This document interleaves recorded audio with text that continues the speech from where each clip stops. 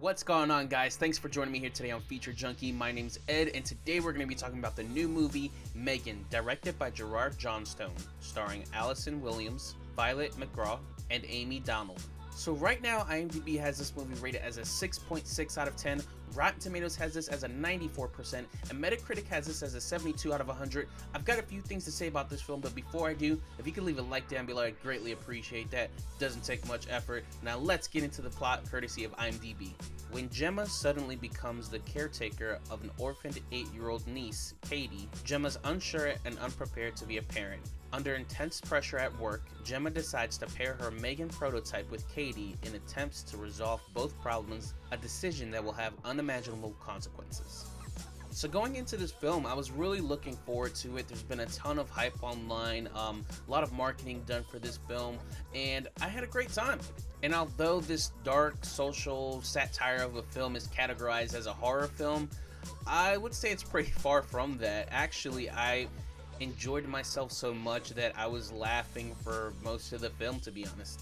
Like, humans are weird, and it's interesting to see how a robot tries to be a human, and I feel like the director and the writers really tapped into that feature because it allows Megan to really be creepy and frightening at the same time.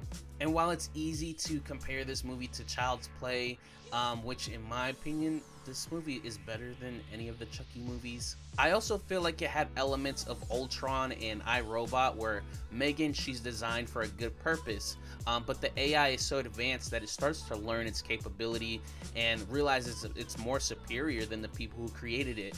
So basically, in theory, it's the technology taking over the world. And while Megan does this on a much smaller scale, they do introduce this concept with characters of Gemma and Katie.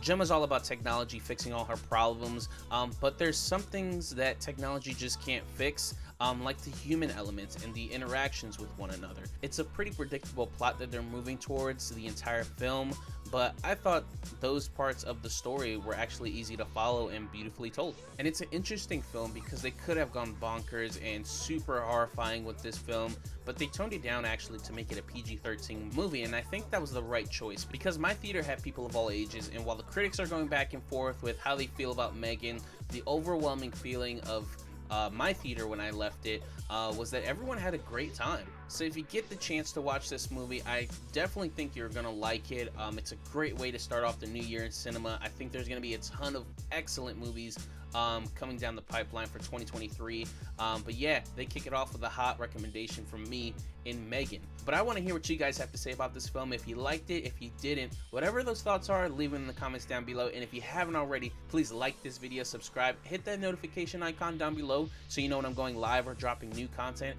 And I want to thank you guys so much for joining me here today on Feature Junkie.